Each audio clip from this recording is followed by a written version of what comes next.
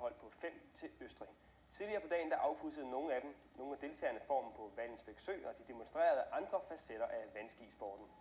Og en af sportens underholdende facetter dukker frem her. Barfodsvandski. Baglæns og uden hård hud under fodsålerne.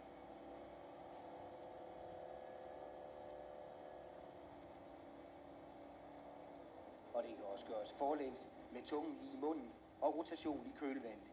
Hastigheden, som er alt afgørende for barfodsvandski, er omkring 65 km i timen. Der skal et mod til, og faldteknikken skal være i orden. Det er i hvert fald ikke farligt. Jeg har dyrket sporten i 5 år, og jeg har aldrig nogensinde haft nogen skader med overhovedet.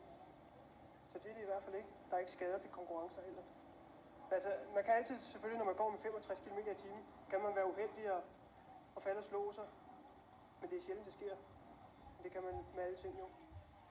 Hvad skal der til for at løbe på de bare fødder? Altså, kan alle løbe på platfødderne? Nej, man skal lære det på ski først.